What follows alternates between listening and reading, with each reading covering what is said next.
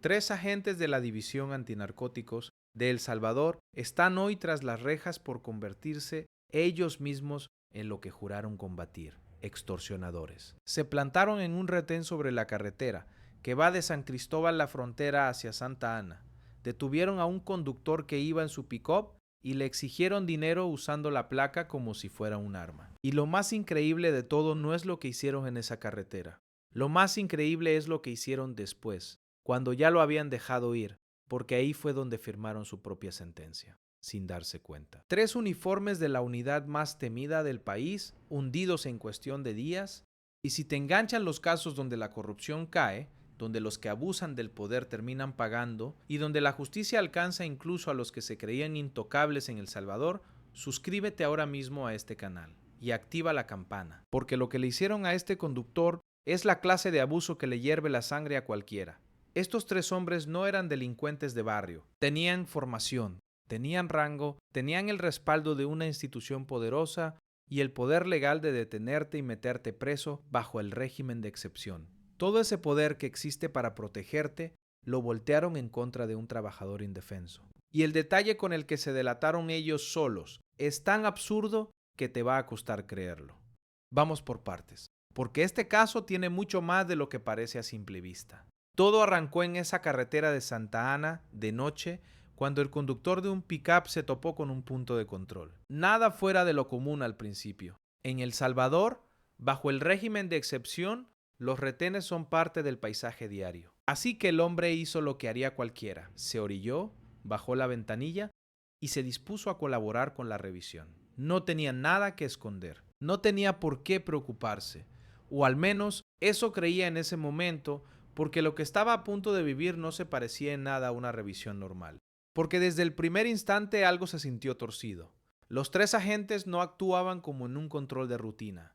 Iban con prisa, con una actitud rara. Saltándose los pasos, no explicaron qué buscaban. No siguieron el protocolo básico que cualquier ciudadano espera de una revisión. Y esa forma apresurada y descuidada de actuar tenía una razón oculta que el conductor todavía no alcanzaba a entender. Estos agentes no estaban ahí para revisar el vehículo. Estaban ahí buscando algo completamente distinto. Y el pick-up de este hombre solo era el pretexto perfecto. Y entonces hicieron algo que cruzó todos los límites. Sin previo aviso, sin dar ninguna explicación, sin respetar procedimiento alguno, metieron al perro antidrogas directamente dentro del pick-up. Así, sin más, el canino entró al vehículo y en medio de todo ese desorden terminó dañando unos documentos importantes que el conductor llevaba consigo. Papeles de valor. Papeles que ahora quedaban arruinados por la negligencia de 3 hombres que se supone deberían cuidar el orden, no destruirlo. El conductor no podía creer lo que estaba viendo. Le acababan de dañar algo importante sin ninguna razón real, sin sospecha, sin nada. Y como haría cualquier persona con 2 dedos de dignidad, reclamó. Alzó la voz con razón para exigir una explicación por el daño que le acababan de causar. Ese reclamo era lo más normal del mundo. Cualquiera lo haría. Pero para estos 3 agentes, ese reclamo no fue un problema, fue una oportunidad. La oportunidad que estaban esperando. Porque en ese preciso instante, el tono de todo cambió. Y lo que empezó como una revisión abusiva se transformó en algo mucho más peligroso. En lugar de disculparse por el daño, en lugar de reconocer el error, los 3 agentes hicieron exactamente lo contrario.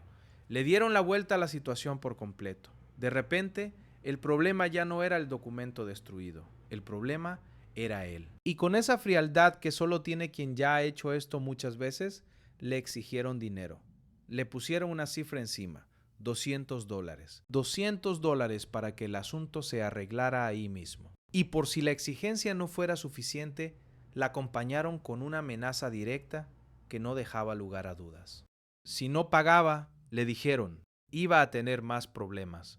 2 palabras cargadas de veneno. Porque en boca de 3 hombres armados, con placa de noche y en una carretera solitaria, más problemas puede significar absolutamente cualquier cosa. Una detención inventada, una acusación falsa, días encerrado bajo el régimen de excepción, sin que nadie pregunte nada. Ese era el mensaje real detrás de esas palabras, y el conductor lo entendió perfectamente. La trampa estaba montada y en teoría no tenía escapatoria, pero este hombre reaccionó de una forma que ningún extorsionador quiere ver jamás. Piénsalo un segundo. En esa situación, acorralado, amenazado, con 3 policías encima y sin testigos, ¿qué haría el 99% de las personas? ¿Pagar? ¿Sacar el dinero temblando, entregarlo y rezar para que la pesadilla terminara rápido? Es la reacción natural cuando el miedo te domina. Y estos agentes contaban justamente con eso. Todo su método se basaba en el miedo, en la certeza de que la víctima pagaría y callaría como probablemente habían pagado y callado. Tantos otros antes en esa misma carretera, pero este conductor no encajó en el molde. Porque el hombre no se derrumbó, no suplicó, no entró en pánico, mantuvo una calma extraña, casi inquietante para los 3 agentes que estaban acostumbrados a ver terror en los ojos de sus víctimas. Y aquí aparece el primer detalle que no encaja en todo el caso. Después de amenazarlo, después de exigirle el dinero, después de tenerlo completamente contra la pared, lo dejaron ir, lo soltaron, le permitieron arrancar su pick-up y seguir su camino. ¿Por qué unos extorsionadores dejarían escapar a la víctima que ya tenían acorralada? La respuesta a esa pregunta es exactamente lo que los mandó a prisión. Y no lo soltaron por bondad, ni por miedo a ser descubiertos, ni porque se arrepintieran. Lo dejaron ir porque tenían en mente algo más ambicioso, más codicioso. Antes de que se marchara, hicieron un pequeño movimiento que en el momento pareció insignificante, casi un detalle sin importancia, un gesto mínimo. Pero ese gesto, esa aparente tontería, es literalmente la soga con la que ellos mismos se iban a colgar. Los 3 creyeron que estaban asegurando su botín para más tarde. La realidad es que le acababan de entregar al conductor el arma perfecta para destruirlos por completo. Y lo más grave de todo es que estos no eran 3 novatos improvisando. Hablamos de Alfredo Rodríguez Navarro, de 49 años, Carlos Ernesto Miranda Rodríguez, de 41, y Josué Enamulé Godínez Presa, de 31. 3 hombres con años de servicio, con experiencia de sobra, con rango y con acceso a información sensible dentro de una de las divisiones más poderosas de la policía salvadoreña. Sabían perfectamente cómo se hace una detención, cómo se cubren las huellas, cómo se maneja un operativo. Y precisamente por eso se creían por encima de todo intocables, más listos que el sistema al que pertenecían. Esa soberbia fue justamente lo que les nubló el juicio. Porque mientras el conductor se alejaba en su pick-up, los 3 se quedaron ahí, tranquilos, confiados, seguros de haber asegurado a una víctima más. Ya se sentían ganadores, ya olían el dinero. Para ellos, ese hombre era un blanco fácil que tarde o temprano iba a pagar, sin chistar, como seguramente habían hecho tantos otros conductores antes en esa carretera. Porque todo apunta a que esa noche estaba lejos de ser la primera vez que estos 3 montaban su negocio sucio en ese punto. El método era demasiado limpio, demasiado ensayado para hacer un debut. Pero mientras ellos se relajaban pensando en cómo repartirse el dinero, el conductor ya estaba haciendo algo completamente distinto. A lo que esperaban, ese hombre al que subestimaron por completo no pensaba parar, no pensaba callar, pensaba hacer justo lo contrario. Cada palabra que esos agentes le habían dicho, cada amenaza, cada exigencia, cada abuso cometido en esa carretera, se iba a convertir en munición directa en su contra. Y el pequeño gesto que hicieron antes de soltarlo iba a ser la llave que abriría la puerta de su propia caída. Porque el verdadero golpe, el momento exacto en que estos 3 pasaron de cazadores a cazados, no ocurrió en el retén, no ocurrió durante la revisión, ni durante la amenaza. Ocurrió después cuando ya se creían a salvo, cuando pensaban que habían ganado la partida y que solo era cuestión de esperar el pago. Fue ahí, en ese exceso de confianza, en esa avaricia que no supieron controlar, donde se condenaron a sí mismos. Porque no les bastó con lo que ya habían hecho. Quisieron más, y ese querer más es exactamente lo que hizo estallar todo. Lo que hicieron a continuación, lejos de esa carretera, es la pieza que convirtió un abuso en una trampa mortal para ellos mismos. Aquí está el momento exacto en que estos 3 se cavaron la tumba con sus propias manos. Antes de dejarlo ir, con una frialdad de manual, le pidieron al conductor su número de teléfono. Un gesto minúsculo, casi ridículo, pero tenía un propósito oscuro y codicioso, porque cuando la víctima ya iba lejos del retén, respirando aliviado, creyendo que la pesadilla había quedado atrás, su celular sonó en plena carretera. Eran ellos, los mismos policías, los mismos uniformes que acababa de dejar atrás. Y por teléfono, con un descaro que quita el aire, Ya no le pedían los $200 del retén. Ahora le exigían $500 más del doble, de golpe y sin pudor. La avaricia les tapó los ojos por completo, y sin saberlo, acababan de cometer el error más brutal de sus carreras. Sacaron la extorsión fuera del retén, la metieron dentro de un teléfono y la dejaron grabada, registrada, imposible de negar, sin ninguna excusa de procedimiento que los pudiera cubrir. La víctima, con una sangre fría de acero, guardó cada llamada, cada exigencia, cada número, y con todo ese arsenal en la mano, caminó directo sin temblar a interponer la denuncia. Esos $500 que quisieron arrancarle por teléfono fueron la soga con la que los tres se colgaron ellos solos. Y con esas pruebas encima de la mesa, la maquinaria de la justicia se activó al instante y ya no hubo marcha atrás para nadie. Se procedió a la captura de los tres: Alfredo Rodríguez Navarro, Carlos Ernesto Miranda Rodríguez y Josué Namila Godínez Presa. Fueron identificados, señalados y detenidos por el delito de cohecho. La misma institución que representaban se volteó contra ellos sin la menor piedad. La propia Policía Nacional Civil los expuso en público, con nombres y edades, y lanzó un mensaje que retumbó en todo el país. Los malos elementos van a ser depurados de la institución. No hubo protección, no hubo encubrimiento, no hubo pacto de silencio que los salvara. Los soltaron a la justicia como lo que son: tres presuntos delincuentes con uniforme. Pero ahora que estos tres cayeron, la pregunta que todos se hacen es inevitable. ¿Qué pasa con el negocio que tenían montado en esa carretera, ahora que su cabeza está tras las rejas? Empecemos por ahí, porque es la duda más lógica. Con el mayor y más experimentado del grupo esposado, ese esquema de extorsión que operaba de noche sobre la vía a Santa Ana quedó liquidado de un solo golpe. Alguien decidía dónde montar el retén, a qué hora a quién apretar y cuánto cobrar. Y ese alguien ya no volverá a esa carretera, al menos no libre y no con placa. Sin el que dirigía, los otros dos quedan sin rumbo, sin respaldo y sin la más mínima posibilidad de volver a ponerse el uniforme para seguir cazando conductores. El retén murió esa noche. El cobro se acabó. La pequeña máquina de exprimir gente se apagó en cuestión de horas. Pero que el negocio haya muerto no significa que el problema esté resuelto. Y aquí es donde el caso se pone más inquietante. Si estos tres actuaron con un método tan aceitado y tan ensayado, ¿de verdad alguien cree que esa era la primera vez que lo hacían?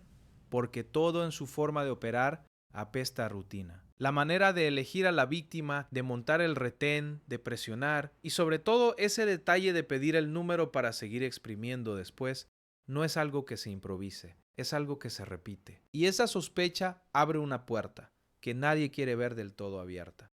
Porque si esa carretera era su territorio de caza, entonces el conductor que denunció no fue la única víctima, fue apenas la primera que se atrevió a hablar. ¿Cuántos otros pasaron por ese mismo retén y pagaron en silencio? ¿Cuántos entregaron sus 200, sus 300 o sus $500 con las manos temblando y prefirieron callar por puro miedo a las represalias? Cada persona que pagó y guardó silencio es una víctima invisible de estos tres agentes. Y ahora que el caso explotó públicamente, no sería nada extraño que empiecen a aparecer más denuncias, más testimonios, más gente que por fin se anime a contar lo que le hicieron en esa misma vía. Y eso conecta con la siguiente gran incógnita, una que las autoridades tendrán que resolver tarde o temprano. ¿Actuaban estos tres completamente solos o había alguien más metido en el negocio? Porque un retén no se monta a escondidas del mundo entero. Hay turnos, hay asignaciones, hay superiores que saben quién está en qué carretera y a qué hora. La pregunta incómoda es si alguien más arriba sabía lo que estos tres hacían, o si de plano operaban por su cuenta aprovechando los huecos del sistema. Y la respuesta a eso puede transformar un caso de tres corruptos en algo mucho más grande. Por ahora, lo que sí empieza a quedar claro es el papel que jugaba cada uno dentro del grupo. Todo apunta a que no eran tres iguales improvisando, sino un engranaje con roles bien definidos. Alfredo Rodríguez Navarro, el mayor con sus 49 años, aparece como la figura de más peso y autoridad, el que probablemente marcaba el ritmo y ponía las cifras. Carlos Ernesto Miranda, de 41, el respaldo, el que sostenía la presión sobre la víctima, y Josué Namilo Godínez, el más joven con 31, el que ejecutaba y se movía. Juntos formaban una pequeña estructura muy eficiente para exprimir conductores indefensos. Y al caer el que llevaba la batuta, todo el esquema se desplomó detrás de él. Porque cuando cae el que dirige, se derrumba todo lo demás. Sin el que tomaba las decisiones, el negocio simplemente deja de existir. Los otros dos quedan expuestos, marcados, sin ninguna posibilidad de seguir operando ni un día más. Pero el daño que dejaron regado no se borra tan fácil, porque cada abuso como este golpea algo mucho más frágil que una billetera, golpea la confianza de la gente en quienes se supone que deben protegerla. Y esa herida, la de la confianza rota, es la más difícil de todas de curar. Piénsalo bien, la División Antinarcóticos es una de las unidades más respetadas y temidas del país, precisamente porque enfrenta a los criminales más peligrosos que existen. Que 3 de sus agentes terminen capturados por extorsionar a un conductor en un pick-up es un golpe durísimo, casi humillante, para toda la institución. Es la clase de noticia que hace que la gente, la próxima vez que vea un retén, ya no sienta solo respeto, sino también un nudo en el estómago. Y ese es justo el veneno que casos como este dejan corriendo por las venas del país. Por eso la respuesta de la institución fue tan rápida y tan pública. Porque la policía sabía que no podía quedarse callada ni un minuto. Al exponer los nombres, las edades y el delito, y al declarar abiertamente que los malos elementos serán depurados, la institución lanzó un doble mensaje muy calculado. A la ciudadanía, no los estamos encubriendo, aquí están, den la cara. Y a los propios policías corruptos que todavía andan sueltos, esto mismo les puede pasar a ustedes mañana. Fue una advertencia directa, sin anestesia, un ejemplo puesto sobre la mesa. Pero la verdadera pregunta es si este golpe bastará para frenar a otros, o si apenas estamos viendo la punta de un problema mucho más profundo. Y esa duda es la que deja a todo el país pensando. Porque por cada caso que estalla y llega a los titulares, la gran incógnita es cuántos siguen escondidos en la sombra. ¿Cuántos retenes más, en cuántas carreteras, siguen funcionando como pequeñas máquinas de extorsión, aprovechando el miedo de la gente y el enorme poder que da el uniforme bajo el régimen de excepción? El caso de Santa Ana no cierra esa herida. La abre de par en par y la pone frente a los ojos de todos. Y obliga a hacerse una pregunta incómoda, que muchos preferirían evitar. ¿Cuántas veces habrás pasado tú por un retén sin saber realmente quién estaba del otro lado de ese uniforme? Lo que sí quedó demostrado esa noche es una lección que estos 3 agentes aprendieron de la peor forma posible.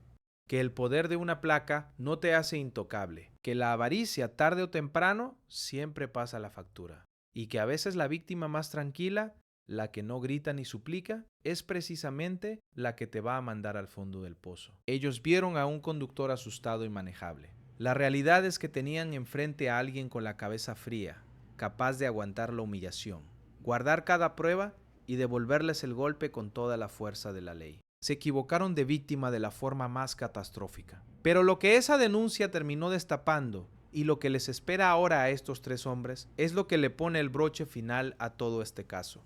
Ahora que los 3 están tras las rejas y que el mayor del grupo, el que llevaba la batuta y tomaba todas las decisiones, quedó completamente fuera de circulación, toca mirar hacia adelante y hacerse la pregunta obvia. ¿Qué futuro le espera realmente a lo que quedó de esta pequeña banda, ahora que su cabeza ya no puede dar ni una sola orden desde una celda? Porque una estructura así, por reducida que sea, siempre gira alrededor de una persona que decide y organiza. Alguien elegía la carretera exacta, la hora más conveniente, el tipo de víctima y la cifra que le iban a exigir.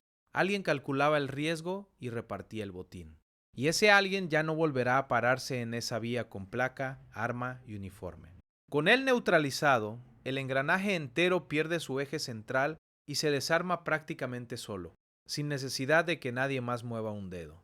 La respuesta directa es que esa banda, tal como venía funcionando durante quién sabe cuánto tiempo, dejó de existir esa misma noche en cuestión de horas. Sin el que dirigía la operación, los otros 2 no son más que 2 hombres señalados públicamente, sin respaldo institucional, sin mando y sin la menor posibilidad de reactivar el negocio que tenían montado. No hay quien organice el retén, no hay quien decida a quién apretar, no hay a quién obedecer ni con quién repartir el dinero. Todo el andamiaje se vino abajo de golpe. Pero la respuesta más inquietante, la que de verdad debería preocupar, es la que nadie puede dar con total certeza todavía. Saber si el método que estos tres dominaban también murió con ellos o si ya se lo enseñaron a otros elementos que hoy siguen libres, patrullando, esperando pacientemente su turno en cualquier otra carretera del país. Y eso nos empuja directamente hacia la siguiente pregunta, que quizá sea la más incómoda de todo el caso. Ahora que todo el mundo sabe con pelos y señales cómo cayeron estos tres, los demás policías corruptos van a frenar de golpe o simplemente van a aprender a ser mucho más cuidadosos para no dejar ni un solo rastro. Porque de un caso tan sonado y tan mediático como este, se pueden extraer dos lecciones completamente opuestas y una de ellas es verdaderamente peligrosa para todos los ciudadanos que a diario cruzan un punto de control, confiando en la autoridad. La forma en que cada quien interprete esta caída va a marcar la diferencia entre un problema que se corrige y uno que simplemente se esconde mejor. La lección sana es evidente y es la que cualquiera esperaría. Extorsionar escondido detrás de una placa te puede costar la libertad, la carrera completa, el honor y absolutamente todo lo que construiste en años de servicio. Es exactamente el mensaje que la institución quiere que cale hondo en cada agente. Pero la lección torcida, la que de verdad quita el sueño, es que algún otro policía sucio saque una conclusión muy distinta. Que el error de estos tres no fue extorsionar, sino hacerlo por teléfono y dejar la prueba grabada y servida en bandeja de plata. Si ese razonamiento retorcido se propaga por dentro de las filas, el problema no se apaga ni desaparece. Simplemente aprende a esconderse mejor. Se vuelve más silencioso y mucho más difícil de detectar. Y ese es el verdadero reto que tiene enfrente la policía a partir de este momento. Porque cortar tres ramas podridas no sirve absolutamente de nada si la raíz que las alimenta sigue intacta y viva.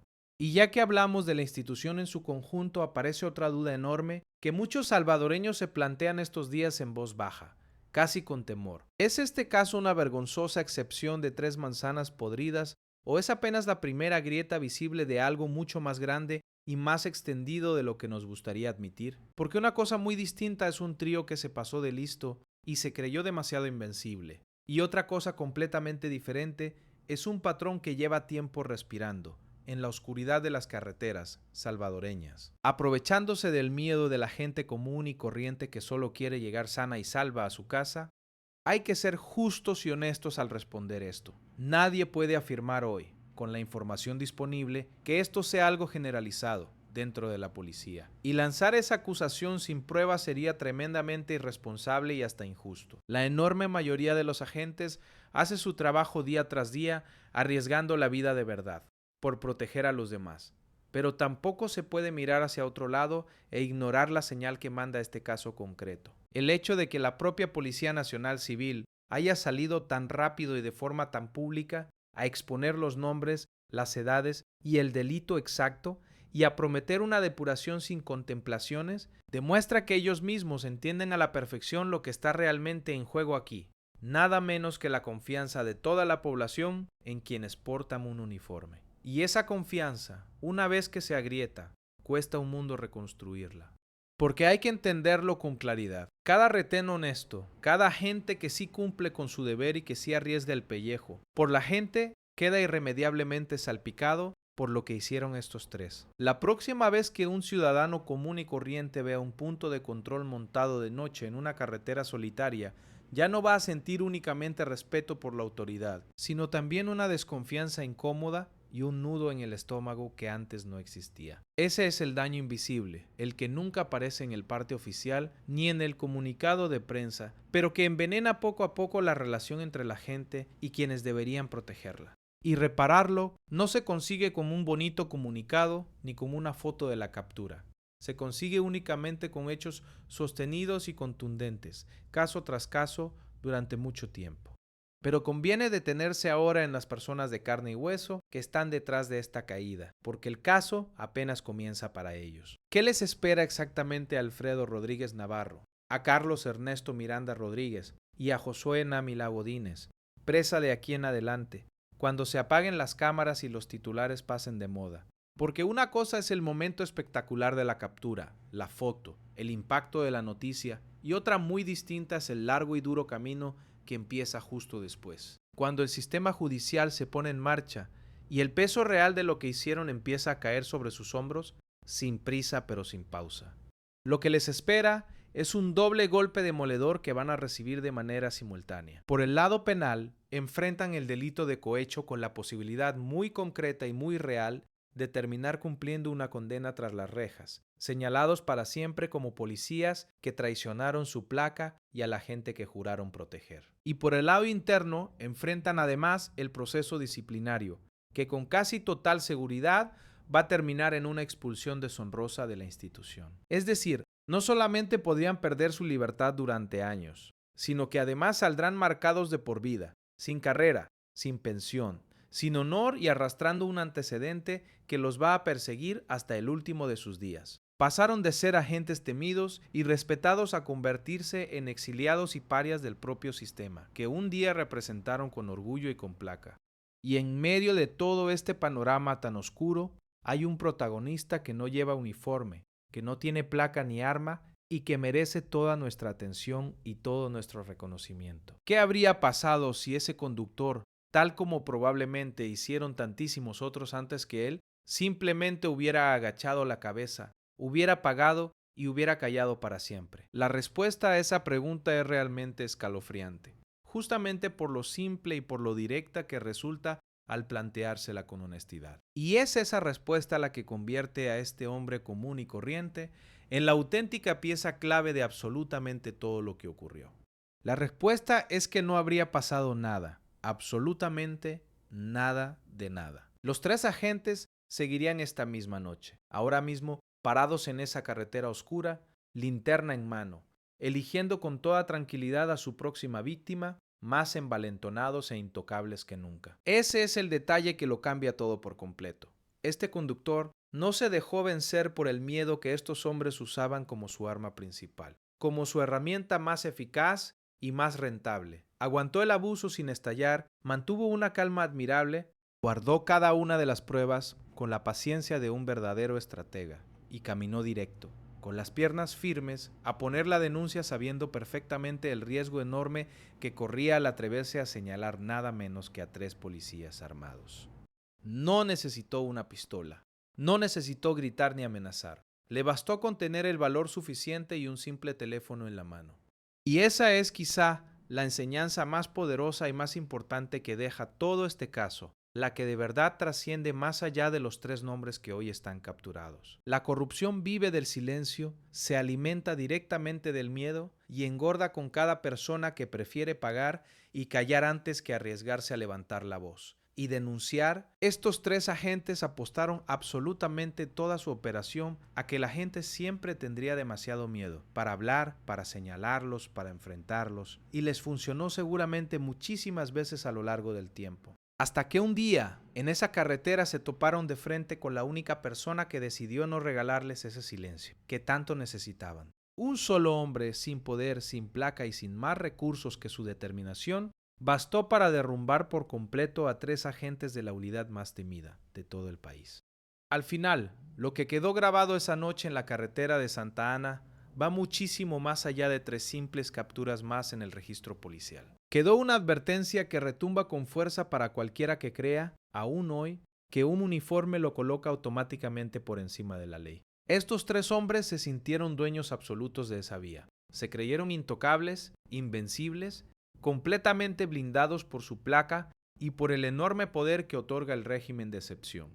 Y terminaron esposados por su propia avaricia desmedida, delatados por su propia voz al teléfono y hundidos por su propia codicia, sin freno. La placa no los salvó, el rango no los salvó, el poder no los salvó. Nada en absoluto los salvó, porque tarde o temprano, la delgada línea que cruzaron esa noche siempre termina cobrándose sola, sin excepciones y sin piedad. Y esto que acabas de ver es apenas uno de los muchísimos casos que están saliendo a la luz en El Salvador, uno tras otro, sin descanso y sin parar. Si te impactó descubrir cómo la pura codicia terminó derribando a 3 agentes que se creían por encima de todos, el siguiente caso que tenemos preparado para ti es todavía más fuerte, más impactante, con un giro que de verdad no vas a ver venir y que te va a dejar con la boca abierta. Toca ahora mismo el video que aparece en tu pantalla y sigue descubriendo cómo, poco a poco y sin marcha, atrás la corrupción y el crimen van cayendo en este país. No te vayas todavía,